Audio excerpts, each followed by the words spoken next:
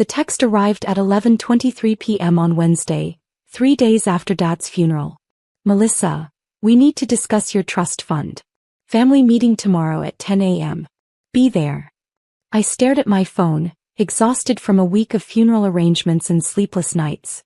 Dad had been sick for 6 months and his death still felt like a punch to the chest. Another text. Also, we need access to all your accounts. Time you contributed properly to this family. Mom's medical bills won't pay themselves. I sat up, suddenly alert. My trust fund. The one Dad had established when I was 16. The one my family had mocked for years as my allowance and play money. My older sister Melissa had always been the family's financial golden child. Top of her class in finance, senior loan officer at Beacon Trust Bank, never missing an opportunity to remind everyone of her expertise. Meanwhile, I'd gone into what she called boring government work. A career choice that generated eye rolls at every family gathering. Thursday morning, I arrived at Mom's house to find everyone assembled. Melissa in her power suit, Mom looking frail, my brother Jason fidgeting with his phone, and Aunt Carol near the coffee pot. Finally, Melissa said, not looking up from her laptop. Let's make this quick. I have a client meeting at noon. What's this about? I asked. Melissa pulled out a thick folder. Dad's estate is complicated. Medical bills, outstanding debts, the mortgage. We're looking at roughly $340,000 in obligations. Mom's face crumpled. I don't know how we'll manage. That's where we all pitch in, Melissa continued smoothly. Jason's committed his savings. I'm restructuring investments. And you, Emma, need to liquidate your trust fund. I blinked. My trust fund is for emergencies, Melissa interrupted. This is an emergency. Family comes first. How much is in Emma's trust? Aunt Carol asked. Melissa waved dismissively. Not much. Maybe 40 or 50,000. Dad set it up years ago. Some small savings account. Emma's never done anything productive with it. I kept my expression neutral. My trust fund isn't available for withdrawal. Don't be difficult, Melissa snapped. This is family. We need that money. Whatever you have needs to be transferred by end of week. The trust has specific terms, I said carefully. Melissa's smile was condescending. Emma, I'm a senior loan officer at one of the city's top banks. I understand trust. Whatever amateur setup Dad created, I can navigate. Just give me the account information and I'll handle the paperwork. That's not how it works. For God's sake, Jason interjected. We're all making sacrifices. Don't be selfish. Mom reached across the table, trembling. Sweetheart, I know you want to keep your savings, but we're desperate. Just this once, can you help your family? The guilt was carefully applied, precisely calibrated. I recognized the tactic. Melissa had used it for years. I'll review the trust documents, I said finally. But I can't make promises. Melissa's eyes narrowed. Review them with me. Tomorrow. Bring all the paperwork to my office at Beacon Trust. I'll walk you through the withdrawal process. Build up. That evening, I reviewed the trust fund documents Dad had given me on my 25th birthday. His letter, written in careful handwriting, was tucked inside. Emma, this trust is protected at the federal level through special provisions I arranged during my years in government service. The structure is complex, established this way for your protection. Your sister doesn't understand how this works, and I haven't explained it to avoid family conflict. Use this wisely. It's meant to give you security and independence. Buffett. The trust wasn't $40,000. The current balance was $8.7 million. Dad had been a federal banking regulator for 30 years before retirement. He'd used his expertise to establish a trust fund protected by federal banking regulations, the kind typically reserved for whistleblower protections and witness security programs. The trust was held by the Federal Reserve Bank of New York, not a commercial institution. Any unauthorized access attempts would trigger automatic federal audits. Melissa had no idea what she was about to walk into. Friday morning, I arrived at Beacon Trust Bank with my folder. Melissa's office was corner suite, floor-to-ceiling windows, expensive furniture meant to intimidate.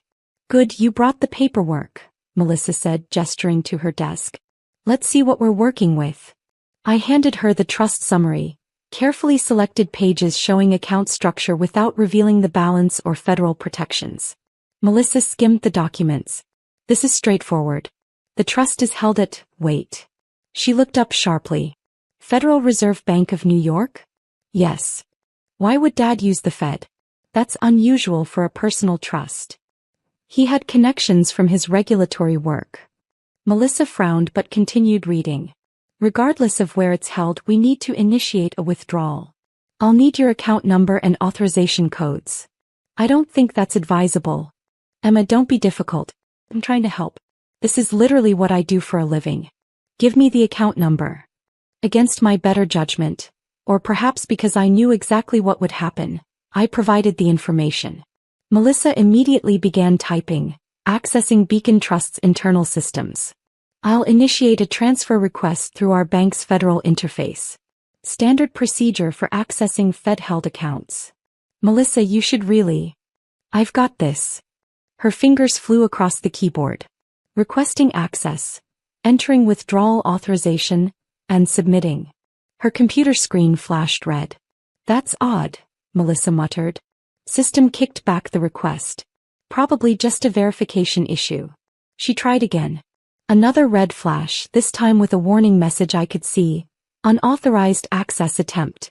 Federal audit protocol initiated. Melissa's face went pale. That shouldn't happen. I tried to warn you, I said quietly. What did you do? Melissa demanded. Nothing. But you just attempted unauthorized access to a federally protected trust fund. The system automatically triggers an audit when someone tries to withdraw without proper authorization. I'm your sister. You gave me the account information. I gave you information. I didn't authorize a withdrawal. The trust has specific terms that prevent anyone, including me, from making certain transactions without federal oversight review. Melissa's phone rang. She answered, listened for 30 seconds and went even paler. Yes, I understand. Tomorrow at 9. Yes. She hung up slowly. That was my compliance director. The Federal Reserve just flagged an unauthorized access attempt originating from my workstation. I have a meeting with federal banking regulators tomorrow morning. Melissa, you should have listened. Get out, she hissed. Get out of my office. Revelation. The family group chat exploded over the weekend. Melissa, Emma filed some kind of complaint against me. Federal regulators are investigating. Jason, what? Why would she do that? Mom, Emma, what's going on? I didn't respond immediately. Instead, I spent Saturday morning on a video call with Margaret Chin, the Federal Reserve compliance officer assigned to the case. Ms. Parker, Margaret said, reviewing her notes. Your sister attempted to initiate a withdrawal from your protected trust fund using her credentials as a loan officer at Beacon Trust Bank. This triggered multiple red flags in our system. I didn't authorize any withdrawal, I confirmed. We're aware. The trust structure your father established includes specific safeguards against coercion and unauthorized access. Your sister's attempt constitutes a serious violation of federal banking regulations. What happens now? Margaret's expression was professional but firm. We're conducting a full audit of your sister's transactions at Beacon Trust. Any banking professional who attempts to access protected federal accounts without authorization faces potential license suspension and criminal charges. Criminal charges? Attempted unauthorized access to federal banking systems is a felony. Additionally, if we find evidence she's done this with other clients' accounts, the charges escalate significantly. My stomach dropped. I didn't want. Miss Parker, you didn't do anything wrong. Your sister made a choice to bypass proper procedures. She used her professional credentials to attempt accessing funds she had no legal right to touch. That's on her, not you. Sunday afternoon, Melissa showed up at my apartment, her usual polish completely gone. No makeup, hair in a messy ponytail, wearing jeans instead of her signature power suit. You need to fix this, she said without preamble. Call them off. I can't call off a federal investigation, Melissa. You started it. That trust fund complaint or whatever. I didn't file a complaint. Your attempted withdrawal triggered automatic security protocols. The system flagged it, not me. Melissa's hands shook. They're auditing every transaction I've processed in the last 3 years. Emma, they're going through everything. Client accounts, loan approvals, internal transfers. Then you have nothing to worry about if everything was legitimate. Her silence was damning. Melissa, what did you do? Nothing. But her voice cracked. Just standard procedures. Some shortcuts here and there. Things everyone does. What kind of shortcuts? She sank onto my couch uninvited. Sometimes clients need help accessing funds quickly. I'd expedite transfers, bypass some approval steps. Nothing major. Did you have authorization? I'm a senior loan officer. That is authorization. I closed my eyes. Melissa, that's exactly what federal regulators look for. Unauthorized access to client accounts, bypassing security protocols. You're lecturing me about banking? You work for the government doing whatever boring paperwork. I'm a federal banking compliance investigator, I interrupted quietly. I work for the Office of the Comptroller of the Currency. I investigate exactly these kinds of violations. Melissa froze. What? I've worked in federal banking oversight for 6 years. I investigate financial institutions for regulatory compliance. It's not boring government work, Melissa. It's federal law enforcement. You never said. You never asked. Every family dinner you talked over me. Every holiday you dismissed my career as irrelevant. You assumed because I don't wear designer suits and work in a glass tower that I'm unsuccessful. Melissa's face crumpled. The regulators asked me about you. They wanted to know our relationship. Emma, did you report me? No. But when the automatic audit was triggered, the system flagged that we're related. Standard conflict of interest protocol. You have to help me. Tell them it was a misunderstanding. Tell them you authorized the withdrawal. I can't lie to federal investigators, Melissa. That's a felony. So you're just going to let them destroy my career? I met her eyes steadily. You tried to steal from a federally protected trust fund. You bypassed security protocols using your professional credentials. You destroyed your own career. Resolution. Thursday morning the news broke. Beacon Trust Bank senior loan officer suspended pending federal investigation, read the headline. The article was brief but damaging. Suspension without pay, potential criminal charges, ongoing federal audit. Mom called immediately. Emma, what have you done? I haven't done anything, Mom. Your sister lost her job. She's facing criminal charges. Over what? Some disagreement about a trust fund. She attempted unauthorized access to a federally protected account. That's a federal crime. It's family money. She was trying to help. It's not family money. It's my money held in a trust Dad specifically protected. Melissa tried to steal it.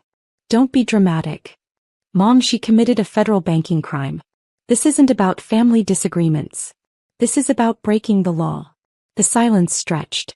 How much was in that trust fund? Does it matter? Emma, please. Just tell me. $8.7 million. I heard her sharp intake of breath. 8 million.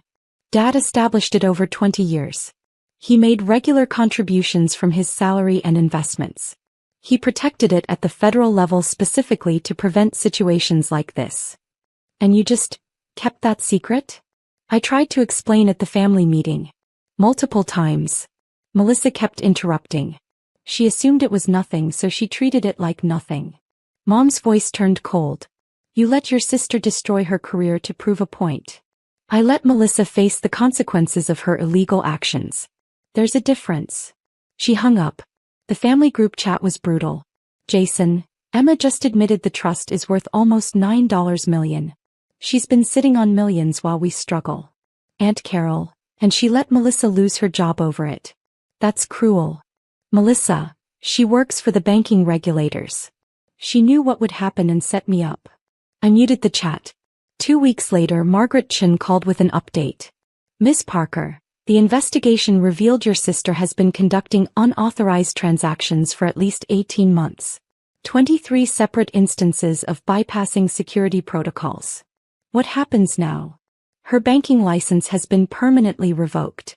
She's facing federal charges for wire fraud and unauthorized access.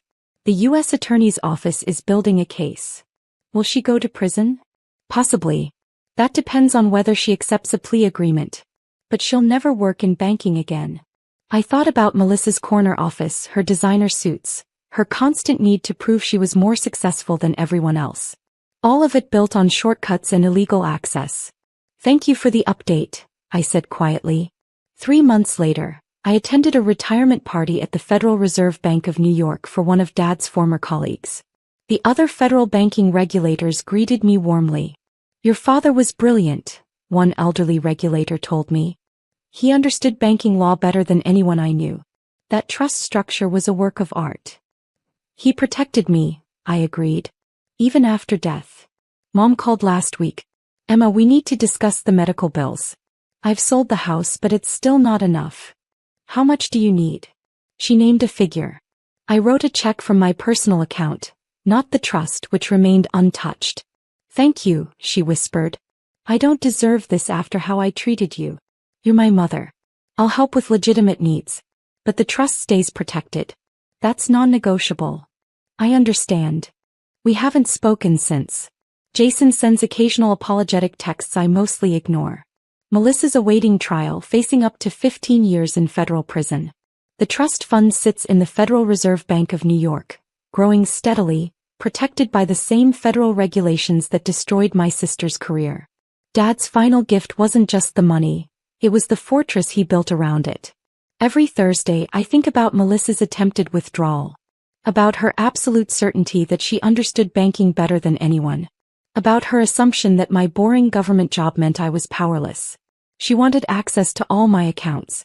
She got access to federal investigators instead. Dad would have appreciated the irony. I certainly do. Dad leaned into my doorway that morning with grease still on his hands from the shop. He held out his credit card and a small scrap of paper where he had written the PIN in block letters. Ione. Can you order that Belova watch for me tonight? Website gave me trouble. Just charge it here. I nodded, already half lacing my boots for work, and set the card on my desk beside the scrap of paper. The day at the port dragged long-delayed containers, a customs call that refused to resolve, and a supervisor with no patience for mistakes. By the time I pulled into our driveway in Bixby Knolls, my eyes felt like sandpaper. All I wanted was a shower and sleep, but I remembered the watch. I booted up my computer, entered the details, and hit submit. The screen flashed red transaction declined, insufficient funds. I frowned. Dad wasn't careless, and that card was for important purchases. I tried again. Same message. Confused. I checked the balance page. What stared back was not a few hundred for a watch, but charges stacked in bold high-end clothing stores on Pine Avenue. An airline ticket confirmation, a non-refundable beachside reservation.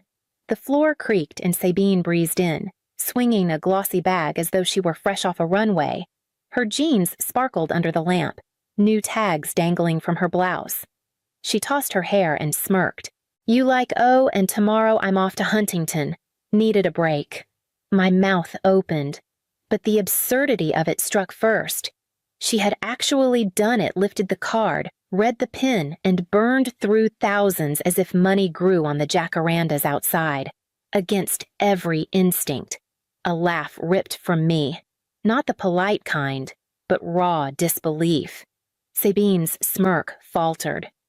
What's so funny, she snapped, shifting the bag to her other arm. Before I could answer, Dad's boots thundered down the hall. The door flew wide. His face was crimson, jaw tight, voice shaking the walls. Who stole my $20,000? Sabine froze, her color draining as quickly as it had once glowed. The bag slipped from her hand, spilling tissue paper across the rug.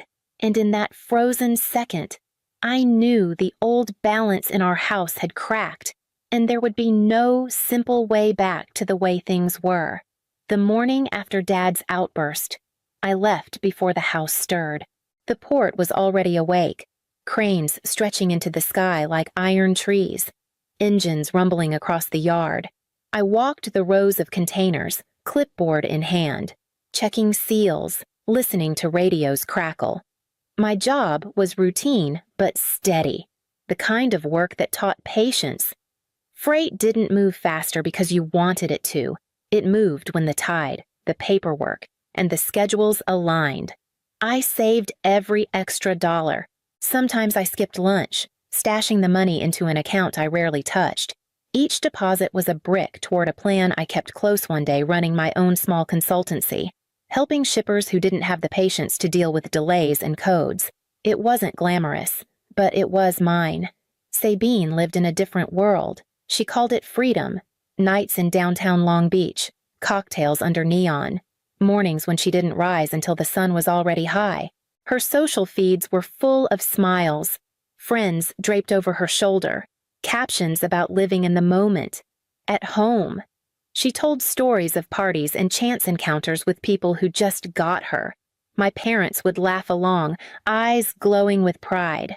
Sabine lights up a room, Dad said once, as if charm were currency. Mom always added, she'll find her way. She always does. I never heard the same said of me. My updates about a shipment clearing customs or a new process I'd streamlined earned polite nods. Nothing more. Hard work, it seemed, didn't sparkle the same way. I told myself I didn't care, that discipline mattered more than applause. But every time Sabine basked in their admiration while I was invisible, something in me tightened. Resentment was a quiet tide, pulling at the edges of what I thought I could endure. When the truth of the stolen card settled into the silence of our house, I knew that tide was finally shifting, and it was only a matter of time before it broke hard against us all. The credit card theft didn't come out of nowhere. It was only the largest wave in a tide that had been rising for years. I could trace it back to small things, bills I had set aside on my nightstand, 20s folded carefully, gone the next morning. At first, I thought I had miscounted or spent it without remembering, but the pattern repeated, each disappearance matching the days Sabine was flush with new trinkets or nights out. When I confronted her once, she tilted her head with that smile that always disarmed our parents. Relax, Ione. I just borrowed it. You're so uptight. She promised she'd pay me back, and sometimes she did, slipping a 5 into my hand weeks later, as if that evened the scales. I told myself it wasn't worth the fight. Mom played the mediator, reminding me we were sisters and money came and went. Don't keep score, she would say, as though fairness was pettiness. Dad was harder to read. He valued work, but rarely scolded Sabine. When she charmed him with a story or hugged him after a night out, the issue dissolved. I was left holding my irritation like contraband, invisible to everyone else. Anger came first, but guilt always followed. Maybe I was too rigid, too serious, too unwilling to let things slide. Sabine's lightness made me look heavy by comparison, and part of me wondered if that was my fault. If I smiled more, joked more, would they see me differently? The card changed that. It was no longer a missing 20 or a flimsy excuse. It was thousands in luxury clothes, tickets, and a vacation I hadn't been invited to.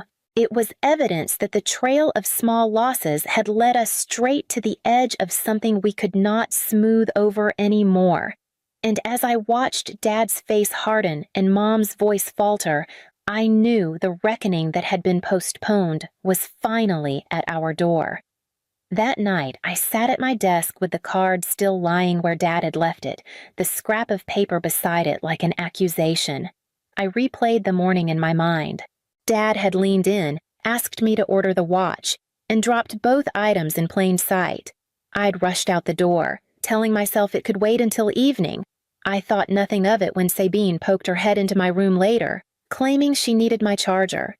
She lingered longer than usual, eyes darting toward the desk before she finally left. The evidence was there now in black and white. Airline confirmations, hotel reservations, boutique purchases all charged to that card. A deposit at a beachside resort in Huntington, non-refundable. 2 airline tickets under Sabine's name, scheduled for the next morning. My pulse thudded as I scrolled. This wasn't a handful of bills, wasn't a few drinks bought with borrowed cash. This was fraud, committed with Dad's trust as collateral. I could almost hear her voice as she justified it to herself. The card was left out. The PIN written down. It was practically an invitation. That was Sabine's logic. bending reality until it served her. But invitations don't excuse theft, and carelessness doesn't justify betrayal.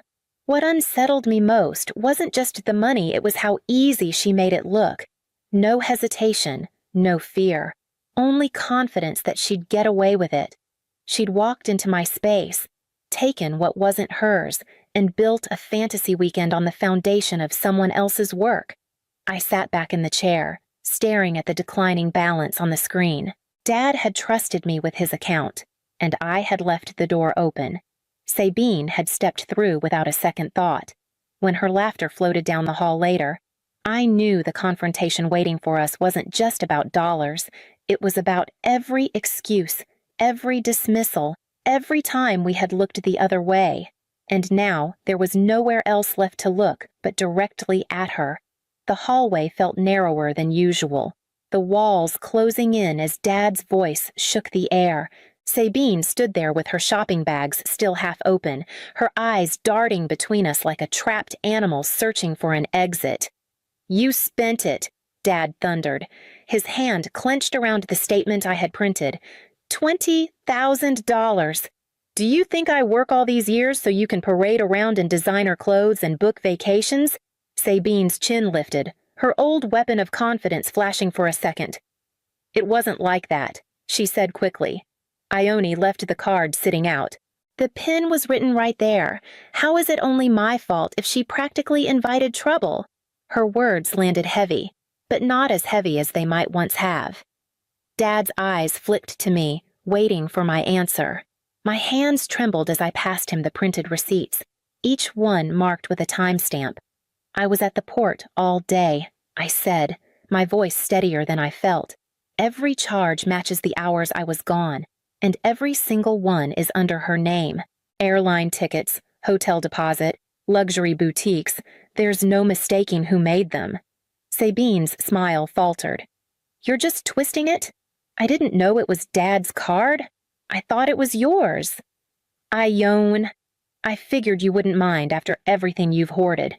Dad's face hardened at that. He glanced at me, then back at her, and something in his expression shifted. For years he had laughed off her stories, brushed aside my quiet complaints, but now the weight of paper and numbers lay heavy in his hands. Undeniable. Mom appeared from the kitchen, drying her hands on a towel, confusion clouding her face. "What's happening?" she asked, her eyes scanning us. I didn't answer. I didn't have to. Dad handed her the receipts, and she read silently, her lips tightening. For the first time, the easy excuses didn't come. Sabine tried again, softer now. "Dad, it was just a mistake. I'll pay it back." But no one moved to shield her. The air in the hallway held a new balance, as if the ground itself had tilted beneath us. And in that silence, I knew the reckoning was only beginning. The house stayed tense for 2 days. Silence broken only by short commands and the closing of doors. Dad barely spoke at dinner, his eyes fixed on his plate. Mom moved carefully between us, as if one wrong word might spark another explosion. Sabine avoided me entirely, shutting herself in her room as though the hallway itself had become hostile ground. On the third night, Dad called us to the living room. He stood in front of the mantel, the credit card statement folded in his hand. His voice was steady now, no shouting, no wild anger, only a flat certainty. "I won't press charges," he began, "but this isn't disappearing. You stole $20,000. Sabine, you're going to pay it back." Sabine crossed her arms, already bristling. "How you think I've got that kind of money lying around?" "You're going to work," he said. "Every paycheck, every tip, every bonus, whatever you earn goes directly toward this debt until it's gone." Her laugh was short, brittle. "You're serious?" "Yes," Dad answered, "and to make sure there are no excuses. Ione will help draft the agreement. It'll be signed, witnessed, and clear. No more arguments." All eyes turned to me. I swallowed hard but nodded. That night I sat at the kitchen table with a legal pad, writing out a repayment plan that broke the sum into monthly installments. It wasn't fast, it would take years, but it was binding. When I handed the pages to Dad, he read every line, then slid them across the table toward Sabine. She skimmed them, her jaw tightening. "This is ridiculous," she muttered. "You're treating me like a criminal. You treated us like fools." Dad replied, "Now you'll make it right." For a long moment, I thought she might refuse. Then, with a sharp breath, she snatched the pen from the counter and scrawled her name at the bottom. The signature bled across the page, dark and uneven, but it was there. Dad folded the papers and tucked them into an envelope, sealing them as if closing a vault. The weight in the room shifted. Judgment had been passed, not in a court, but in our own living room, and the slow math of repayment had just begun. Sabine landed a job at a warehouse in Commerce, the kind of place where shifts ran 12 hours and the air smelled of dust and oil. Dad drove her there the first day, standing by the car until she walked through the metal doors. For once, he didn't smile or wave. He just waited until she disappeared inside, then turned the key in silence. The first week, she came home with blistered hands and a sour expression. She slammed her boots against the wall, muttering about supervisors who barked orders and coworkers who treated her like she was nobody. By the second week, she had already started arriving late. Traffic, she claimed, though everyone knew the bus ran on schedule. At night, I heard her pacing in her room, the clatter of hangers as she pulled clothes from her closet. Soon after, pieces of her new wardrobe began to vanish. I passed a second-hand shop on Anaheim Street one afternoon and saw one of the blouses in the window, tags still dangling. She was pawning off what had once been her trophies, each sale buying her enough to cover gas or groceries while the rest of her wages went straight into Dad's repayment envelope. Her social glow dimmed just as quickly. The friends who once flooded her phone with invitations grew quiet. Photos of crowded bars and late-night laughter stopped appearing on her feeds. When I walked by her room, I sometimes caught her scrolling old pictures, her face lit by a screen that no longer reflected the life she'd built for show. Mom, who had always been quick to soften the edges, no longer rushed to defend her. She cooked, cleaned, and carried on. But when Sabine complained about the unfairness of it all, Mom only pressed her lips together. It was as if the reservoir of excuses had finally run dry. Watching my sister shrink under the weight of her own choices, I felt something tangled, half relief, half pity. She had been untouchable for so long, the golden one, the light in every room. Now the shine was gone, and all that remained was the raw truth she could no longer hide. It happened on a Tuesday. Sabine walked in before noon, shoulders slumped, a folded letter in her hand. She didn't have to say it. The silence clung to her like dust from the warehouse floor. Dad read the page, eyes narrowing as he scanned the words, termination for repeated lateness, failure to follow instructions, lack of performance. He set the letter on the table without speaking. For a long time, the only sound was the ticking clock above the fridge. Then he said, calm but final, "You're out of chances. You find new work immediately, or you leave this house." Sabine's mouth opened, ready to argue, but Mom cut her off not with words of comfort, but with a quiet, trembling nod. "Your father's right," she said.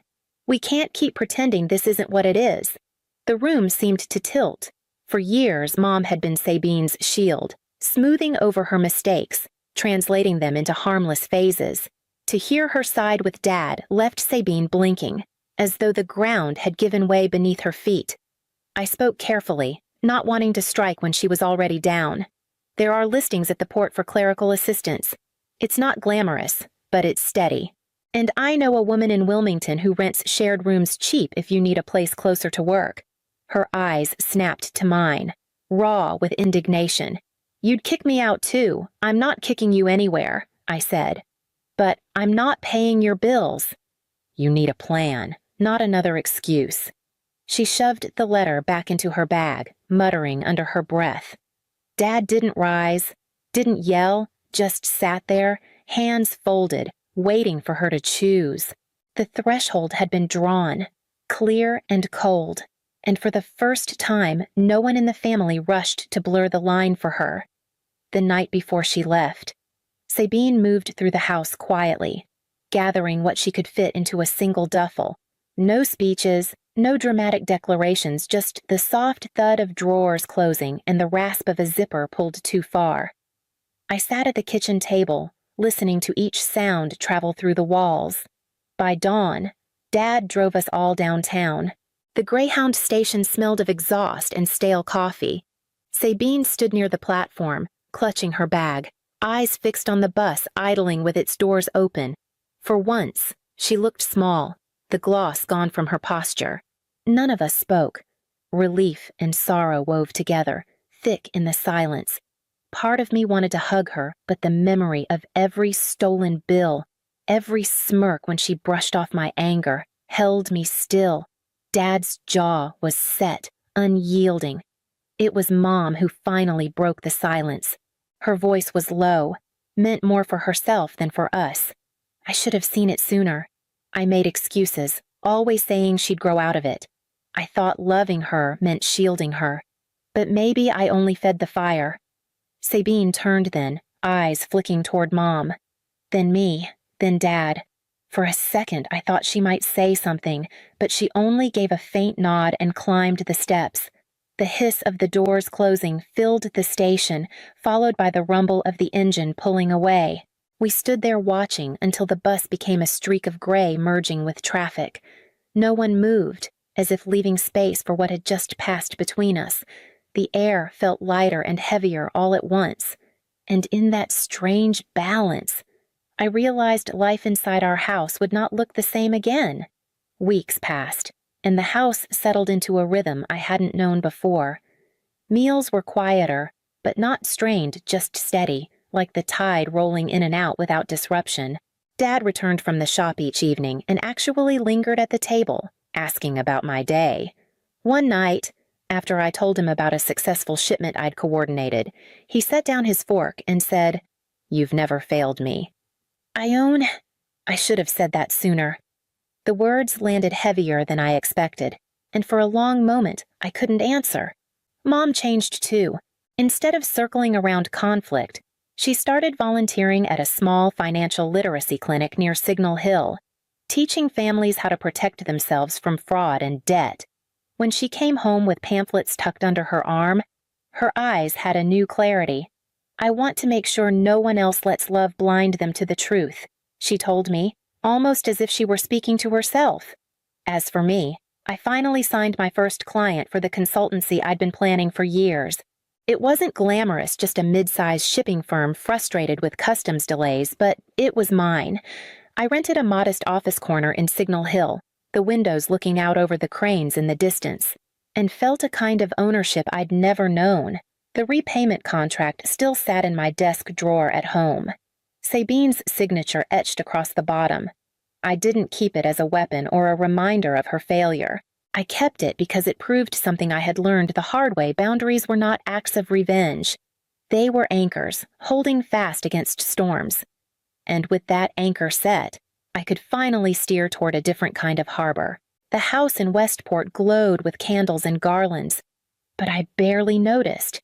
My place was in the kitchen, sleeves rolled, knives flashing against the cutting board. Through the doorway, I could hear Sabina laughing, her voice rising above the music as she held court in the living room. Guests leaned toward her, captivated, while I moved quietly among roasting pans and simmering pots. It had always been this way. At Thanksgiving, while other girls my age slipped out to football games or curled on couches with cousins, I was the one assigned to carve turkeys and refill wine glasses. At graduation parties, Sabina sparkled in new dresses while I kept trays of hors d'oeuvres moving. Even at my father's retirement dinner, my mother had tapped her glass and announced that Sabina, our star, organized everything, though I had done the planning, cooking, and cleanup alone. My mother liked to say I had a steady hand in the kitchen. What she meant was that I was useful there, out of sight. The guests came to admire Sabina's wit, my father's golf trophies, and my mother's immaculate entertaining. They never thought to ask who kept the food hot or the glasses full. On the mantel above the fireplace sat a framed photograph from Sabina's engagement party. 200 guests had toasted under chandeliers while I had balanced trays until my arms shook. In the photo, Sabina beamed in her sequined gown, my parents beside her. In the far edge of the frame, I stood blurred, a tray of canapes in my hands, almost part of the furniture. That night in Westport, as laughter swelled and I wiped butter from my palms, I felt the old weight settle again. The script had been written years ago. But soon, I knew, the next scene would not play out the way they expected. In my Manhattan condo, I folded blouses into my suitcase with practiced precision. The ticket on my desk glowed with promise, a flight to Fort Lauderdale. Departure the evening of December 24th. My phone buzzed, the screen flashing Mother. I hesitated, then answered. Tamsin, your sister's friends are spending Christmas here, only 20 people. Deirdre began, her voice brisk, as if she were assigning chores to household staff. Before I could respond, she continued. 7 main courses, 10 sides. Use the good china. These are executives from Pinnacle. Do not embarrass us. Her tone was sharp enough to slice through the silence of my apartment. I stared at the neat stack of business blazers on my bed. To her, I was still the daughter with idle hands and endless time, a servant on call. She smirked through the line, reminding me of Sabina's importance, her connections that benefit the family. If only she knew. On the counter sat the leather folder embossed in gold stellar events. For 5 years, I had built the company in silence 3 locations, 50 employees, a client list that included luxury resorts and Fortune 500 firms. Tomorrow's meeting in Florida was not a whim.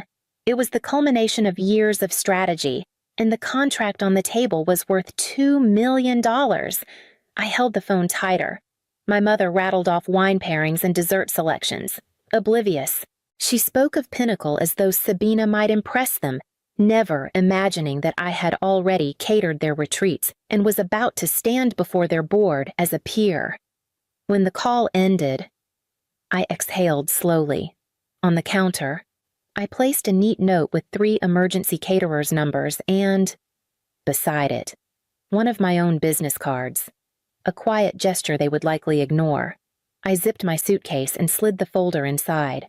Tomorrow, I would no longer be their invisible cook. And as I set the luggage by the door, I knew the next call would not come from my family, but from the life I had chosen. I carried my packed suitcase to the living room and set it beside the window, the lights of Central Park flickering beyond. For a moment, I just stood there, listening to the city hum, remembering all the small humiliations that had become the foundation of my family's story about me. Last summer, I had driven up to Westport unannounced, hoping for a quiet night in my childhood room. I opened the door to find it unrecognizable. The pale blue walls were still there, but the bed and bookshelves were gone. In their place, rows of garment racks sagged under Sabina's blazers and cocktail dresses. Boxes labeled Winter Collection crowded the corners. My trophies from debate team and the framed sketch I had won in high school art class had been packed into bins in the basement. When I asked, my mother barely looked up from her tablet. Sabina needs the space. She's building her career. You don't use this room anymore. The second receipt came at a dinner at the club. My father introduced Sabina to his golf partner as our success story. She runs her own PR firm in Stamford. Then he turned to me with a faint smile. And this is Tamsin. She's between opportunities. The words burned. That same morning, I had signed a contract worth $500,000. My staff had toasted me with champagne. But to my father, I was still drifting, a child without direction. Their narrative required me to be small, to explain away my apartment and my car. They leaned on the fiction of a grandmother's savings, as though I were coasting on old money rather than generating my own. None of them ever asked about my work, my travel, or how I paid for the life I lived. They didn't want answers that would upset their version of reality. I opened my laptop and pulled up the payroll for the month 50 salaries. Holiday bonuses approved, vendors paid on time. On another tab glowed a trade article naming Stellar Events, a quiet revolutionary in luxury catering. I closed the screen, slid the laptop into my bag, and waited for the car to JFK. The car had barely merged onto FDR Drive when my phone lit up again. Deirdre's name glared across the screen. I almost let it go to voicemail, but habit won.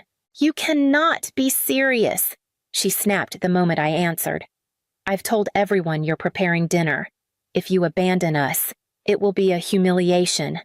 Her words rolled over me, familiar as the clang of old chains. I kept my tone steady. "I have a business trip. Mother, I'm flying out tonight." "A business trip," she laughed, sharp and cold. "Tamsin, stop pretending. What business could you possibly have on Christmas Eve?" I didn't answer. The silence seemed to provoke her further. "You've always been selfish. Your sister's future depends on this dinner. Family comes first. Family comes first when you need something from me," I said quietly. She gasped. Then her voice rose to a shrill pitch. "If you leave, don't bother coming back." I ended the call before she could continue. My hands trembled, but not with fear. It was something closer to release. The phone rang again. This time Sabina, "Look," she said, her tone falsely sweet. "If money's the issue, I'll pay you. $200. Just come cook. Please don't ruin this." I almost laughed. $200. My day rate for personal chef work alone was $5,000. "No," I said. Her voice hardened. "You're dead to us if you walk away." "I already was," I replied, and hung up. The driver pulled into the departure lane at JFK. I handed over my bag and checked in without looking back at my phone. Still, as I walked toward the gate, a flicker of fear coiled in my chest. What if Victoria heard their lies before she heard my truth? What if my silence had left too much room for them to define me? I steadied myself as the boarding call echoed through the terminal. I had chosen this path long before tonight. With each step down the jetway, my hands shook not from doubt, but from the weight of finally claiming freedom. While my plane taxied down the runway, the house in Westport was unraveling. Later, I would piece together the story from messages and second-hand reports, each one sharper than the last. By 6 o'clock, Deirdre had realized nothing was prepared. The counters gleamed with untouched pans, the refrigerator held only butter and eggs, and the pantry was bare of the lavish ingredients she had promised. She called every restaurant along the post road, from Norwalk to Fairfield, but kitchens were shuttered for the holiday. Caterers she had once snubbed declined politely. The silence of empty ovens grew louder by the minute. Guests began to arrive just after 7, coats brushed free of snow, their voices full of expectation, neighbors from Stamford, colleagues from Darien, and, most importantly, Victoria Chin of Pinnacle Hospitality, all ushered into a living room glowing with crystal and candlelight. My mother tried to stall with cocktails, insisting that dinner was slightly delayed, but within the hour, Sabina was frantically dialing delivery numbers, voice cracking as she begged for anything edible. At last, a handful of delivery drivers appeared, arms stacked with cardboard boxes. The sight must have been unbearable for Deirdre, who had bragged for weeks about her daughter's culinary skill. Yet she pressed the silver trays into service, sliding slices of pizza onto Waterford plates as if presentation might disguise failure. The air smelled not of rosemary and roast, but of pepperoni and grease. Sabina, ever desperate, attempted her pitch between bites. She cornered Victoria near the mantel, gesturing toward a mock-up of her PR firm's brochure while cardboard boxes slumped on the mahogany sideboard. "We could expand your brand presence in the Northeast," she said brightly, her voice wobbling as another guest opened a pizza box behind her. A cousin, phone in hand, captured the moment Sabina mid-sentence, a stack of Domino's boxes piled against the family portrait above the mantel. In that photo, taken years ago at Sabina's engagement, my parents smiled while I hovered in the blurred background with a tray. Now the past and present stood side by side, both exposing who we truly were. The photo began to circulate before dessert was even mentioned. And while Westport dined on disappointment, I prepared for dinner of my own in Fort Lauderdale. The resort in Fort Lauderdale shimmered with quiet elegance, glass walls opening to the Atlantic and tables set with linens that whispered of precision. I arrived early, reviewing my notes while the Pinnacle executives took their seats. By the time Victoria Chen entered, the room shifted, every conversation lowering in deference.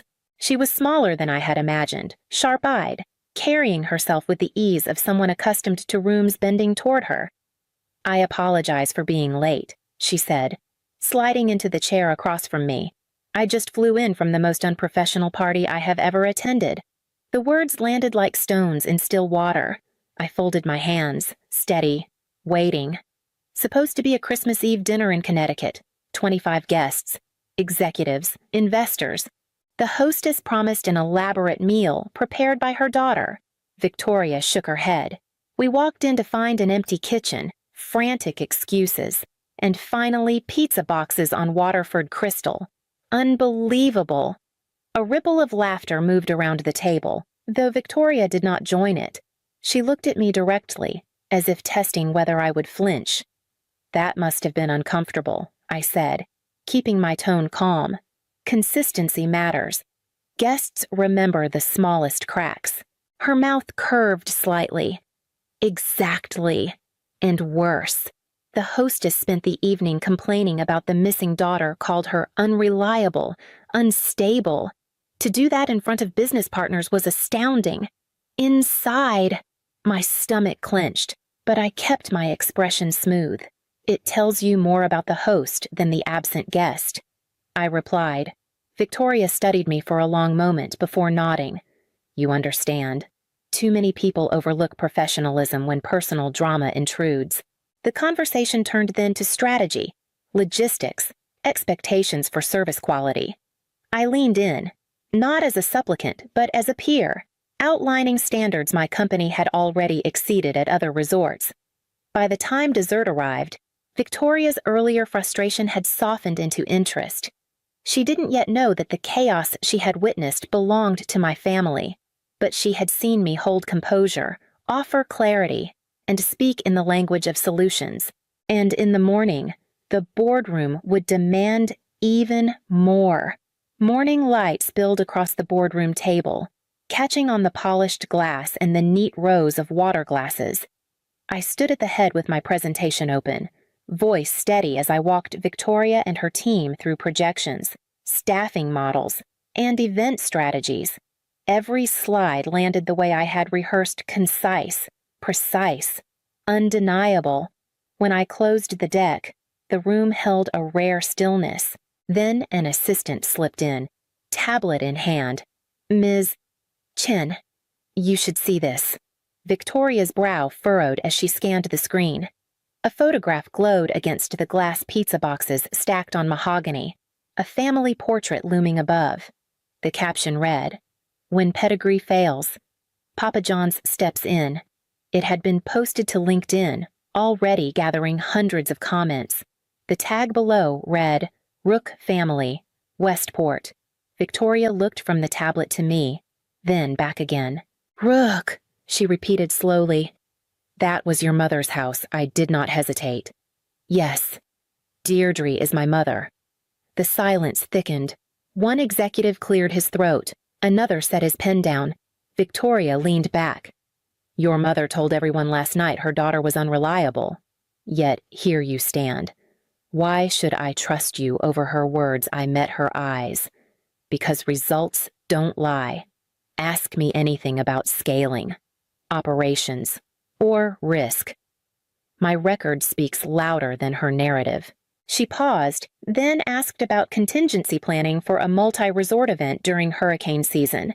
I outlined protocols, vendor redundancies, and insurance safeguards without missing a beat. When I finished, she exhaled and closed the tablet. That's what I needed. Her gaze swept the room, then returned to me. "Gentlemen, I think we've found our partner." The contract was slid across the table, gold Pinnacle letterhead gleaming. I signed my name with a steady hand, the ink drying as though sealing not just a deal, but a new truth. Outside the glass walls, the Atlantic shimmered, and I knew the call that followed would carry shockwaves all the way back to Connecticut. The ink on the contract was barely dry when Victoria excused herself, phone already in hand. Through the glass wall, I watched her pace, calm but deliberate. She pressed the call button, waited, and then said with cool authority, "Mrs. Rook, this is Victoria Chen. I'm calling to thank you for hosting me last night. Unfortunately, it was a disappointment, but I thought you should know I've just signed a partnership with your daughter, Tamsin Rook, CEO of Stellar Events." Even from across the room, I could sense the silence on the other end. Victoria's expression did not change as she added, "Yes, that daughter." Then she listened, nodded once, and ended the call. A moment later, my phone buzzed with a message from my father. "Your mother fainted." Victoria returned to the table, set her phone aside, and smiled faintly. "Shall we make this public?" She snapped a photo of us standing with the signed contract, champagne flutes raised. Within minutes, the image was live on LinkedIn, thrilled to announce Pinnacle Hospitality's partnership with Stellar Events and its brilliant CEO, Tamsin Rook. "We look forward to elevating guest experiences together." She tagged my company, Pinnacle, and deliberately Deirdre Rook's charity profile. By the time the meeting wrapped, my notifications were surging, congratulatory notes from industry leaders, inquiries from journalists, and a string of bewildered messages from Westport acquaintances who had just watched the story upend itself online. In the tidy world my mother had cultivated, appearances were currency. At luncheons, she was the patroness, the woman whose daughters represented refinement and success. Now the very circles she depended on for status were scrolling past the image of her invisible child celebrated as a CEO, and the story she had polished for years was collapsing in real time. While the tide rose against her in Connecticut, I closed my laptop in Florida, knowing the wave had only just begun to crest. In the weeks that followed, the consequences landed one after another. Sabina's firm lost 2 of its biggest accounts, both citing misalignment of values after the holiday debacle made its rounds. She tried to explain it away as bad timing, but in truth, the photos of pizza boxes on Waterford Crystal had traveled further than she ever imagined. Deirdre, once the prized board member of every charity committee in Fairfield County, was politely rotated off. The reasons were couched in phrases like fresh direction and new leadership. But everyone knew. Colin called me one evening, his voice quieter than I remembered. "I should have spoken sooner," he admitted. "I let your mother's story define you because it was easier than confronting her. That was cowardice. I see it now. I didn't rush to forgive him, but I acknowledged the weight it must have taken for him to say it. Meanwhile, Stellar Events surged forward. Victoria became not just a client, but an advocate, opening doors to partnerships I had only dreamed of. Within a month, I signed contracts worth $10 million combined, opportunities that stretched us to our limit. I hired 20 new staff members, expanding our kitchen teams and operations crew, and still the waiting list grew 8 months for peak season, sometimes longer. One afternoon, an email arrived from Cornell's School of Hotel Administration.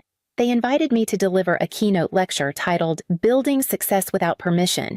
I stared at the message for a long time, remembering how my parents had once called my dream of applying there unrealistic. Now the invitation was mine to accept. As my company flourished and my voice found new ground, I realized the applause was finally for me. And still, there remained one conversation left unfinished. 3 months later, we met in a quiet restaurant off Columbus Avenue, far from the manicured lawns of Westport. I arrived first, sliding a single sheet of paper onto the table.